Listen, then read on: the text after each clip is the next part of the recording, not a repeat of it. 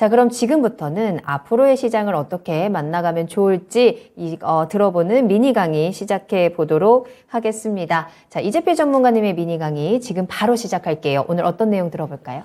자, 이제 뭐 지금 연준 쪽에 지금 몇 달 동안 거의 1년이죠. 온 관심이 다 집중이 돼 있었어요. 네. 근데 이제는 시장의 관심사가 조금 다른 쪽으로 옮겨갈 그런 시기가 된 것 같아서 그 부분에 대해서 좀 말씀을 드리려고 합니다. 자, 일단 뭐 파월 의장 지난주에 조금 연준 통화정책회의가 있었는데 조금 매파적인 그런 모습이었죠. 자, 근데 뭐 이 파월 의장보다는 연준의 성명서가 더 매파적이었습니다. 일단 파월 의장의 발언부터 간략하게 좀 살펴보고 넘어가면요. 자, 미국의 고용시장이 여전히 불균형 상태다라는 얘기를 했는데요. 이 파월 의장이 지금 사람이 400만 명이 모자라요. 이런 얘기를 했습니다. 일자리 균형을 맞추려면 400만 명이 더 있어야 된다라는 얘기예요. 뭐 그렇다면 고용 사정은 지금 아직까지도 뭐 상당히 좋은 여건이다 이렇게 볼 수 있겠죠. 즉 이런 얘기는 금리를 좀 내리는 거 이런 거는 내년에는 기대도 하지 마라 이런 차원에서 얘기한 걸 겁니다. 그리고 물가가 여전히 높다라는 얘기를 했는데 뭐 일단 그 물가에 대해서는 기자가 물어보더라고요. 거기서 인터뷰할 때 기자분이 어제 CPI가 굉장히 낮게 나왔는데 이 부분 연준 통화정책회의에 반영이 된 겁니까? 라고 물어보니까 파월 의장이 yes 이렇게 얘기를 하더라고요. 반영을 했다라고 그렇게 얘기를 합니다. 그러고는 뭐 하던 얘기를 반복했죠. 확실한 증거가 보이기 전까지는 긴축 상태를 유지할 것이다. 이런 얘기를 했고요. 제한적인 금리 수준을 상당 기간 유지시킬 거다. 뭐 내년 1년 정도는 유지시킬 거다라는 그런 뉘앙스로 얘기를 했고 내년에 금리 인하 계획이 없다라고 이렇게 못을 딱 박았는데요. 자, 이거 시장이 좀 안 믿는 것 같아요. 뭐 지금 연준이 계속 좀 많이 틀렸죠. 그리고 이 연준이 다음 장을 보게 되면요. 자, 여기서 연준이 좀 점도표를 제가 3개를 이렇게 캡처를 해왔는데요.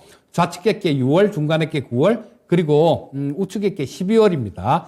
자, 6월 정책회의에서 점도표의 중간값이 저 최종값이죠. 요게 한 3.8% 정도 금리가 3.8%까지 올리면 다 올릴 것이다 이렇게 예측이 됐었어요. 근데 9월 달에 점도표에 보게 되면 이게 최종값이 4.6%로 이렇게 올라옵니다. 0.8%나 올렸죠.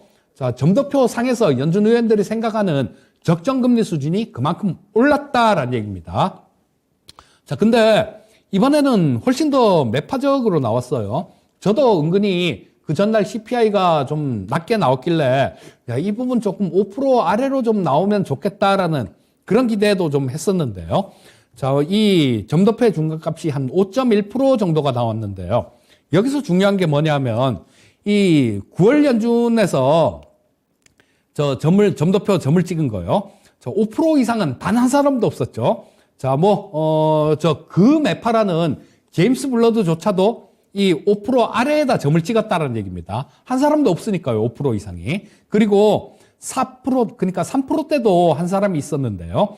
이 점도표가 이렇게 변한 겁니다. 가장 우측에 보면 4% 아래가 2명밖에 없어요. 2명밖에 없고 나머지 17명은 전부 다 5% 이상에다 점을 찍었다라는 얘기예요. 자, 이 얘기인 즉슨 물가는 그렇게 쉽게 잡히지 않을 거다라는 그거를 연준 위원들이 생각을 하고 있고요.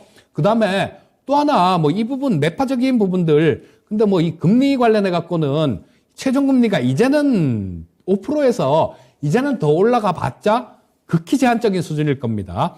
존 윌리엄스 뉴욕연은 총재가 최종금리가 더 올라갈 수도 있다라는 얘기를 했는데요. 자, 그 부분은 올라가도 그렇게 크게 많은 수준, 크게 높은 수준은 아닐 테니까 시장의 관심은 이제는 이 최종금리가 아니라 경기 지표일 가능성이 굉장히 높습니다.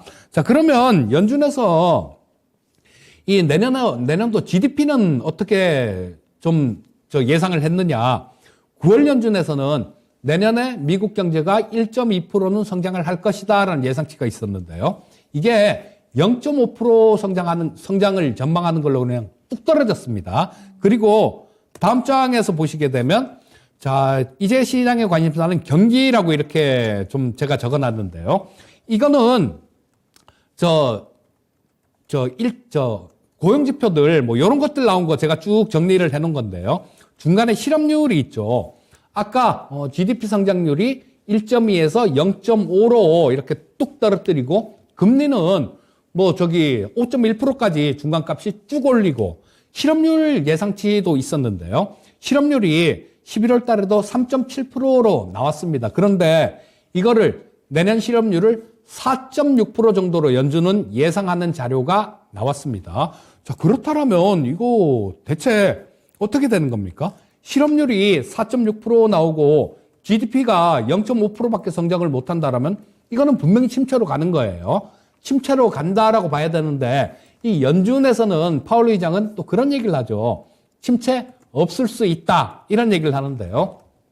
저는 그렇게 안 봅니다. 그리고 연준도 마찬가지로 이 파월 의장이 얘기를 했듯이 내년도 이때까지 금리 인하는 없다라는 얘기를 했는데요. 그거는 경기 침체가 없었을 때 얘기고요. 경기 침체가 시작이 되게 되면 물가는 급격하게 떨어질 겁니다. 급격하게 떨어지고 성장률도 죽고 막 그렇게 되면 그 전조들도 지금 나타나고 있어요.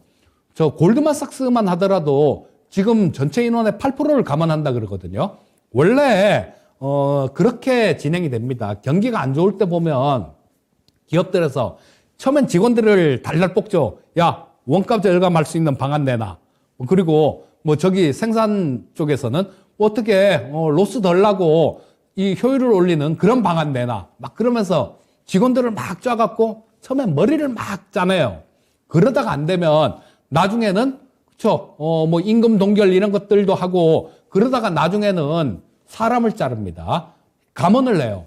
감원을 하고 난 다음에 나중에 정말 더 힘들어지게 되면 기업이 좀 무너지는 그런 기업들도 생겨나고 그러면 인수합병을 하는 그런 절차로 진행이 되는데요. 자, 지금 같은 경우는 감원을 엄청나게 많이 하는 그런 시기로 접어든 겁니다. 자, 미국의 고용지표 신규 일자리가 26만 3천 개 전달에 늘어났는데요. 그렇게 많이 늘어났는데 뭔 소리를 하냐 이렇게 생각하실 수도 있겠지만 이 부분은 그러니까 일용직 근로자들 그런 분들 고용의 질이 좀 낮은 그런 경우가 좀 많이 늘어났고요. 마트 같은데 이런 데서 시간제로 일하시는 분들 이런 분들 고용이 많이 늘어난 거고요. 자, 경제 핵심이라고 얘기할 수 있는 지금 화이트 칼라들 이런 부분들에 대해서는 정리를 이렇게 하는 그런 부분들이 상당히 많이 진행되고 있습니다. 골드만삭스뿐만 아니라 여러 개 기업에서 애플도 더 이상 직원 인원 채용 안 한다 이렇게 얘기를 했고요. 글로벌 기업들 쪽에서 이런 부분들이 나타난다라는 거예요. 자, 이렇게 되면 경기 침체로 간다라고 보는 게 좀 타당할 겁니다. 그래서 저도 내년에 경기 침체가 있다라고 보고 있고요. 경기 침체가 있으면 침체되면 그때 어느 순간에는 연준에서 어느 날 갑자기 금리 인하를 할 겁니다. 그게 내년 상반기는 좀 아닐 것 같고요. 내년 상반기 조금 지난 그 정도가 아닐까라는 그런 생각을 지금 하고 있는데요. 자, 이제는 여러분들 연준의 통화정책회의를 신경을 써야 될 게 아니라 경제지표에 신경 쓰셔야 됩니다. 자, 이번 달에도 지금 그런 움직임들이 나오기 시작했어요. 자, 보시게 되면 첫 번째가 화살표를 칠해놨는데요. 요게 12월 6일입니다. 자, 빠지다가 음선을 좀 이렇게 크게 또 하나 그렸죠. 그러면서 이 S&P 500이 122평선을 처음에 저기서 찍었는데요. 이날이 ISM 서비스 PMI가 나온 날입니다. 근데 서비스 PMI는 잘 나왔어요.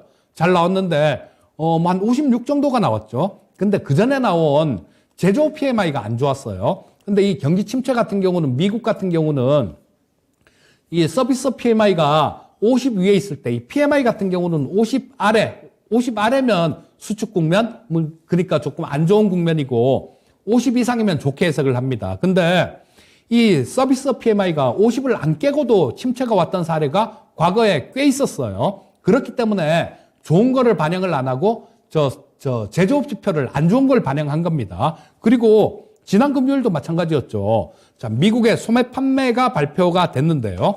여기서도 영향을 받았습니다. 지금까지는 마이너스 0.6이 나왔는데 전월 대비해서 상당히 좀 안 좋은 그런 수치가 나온 겁니다.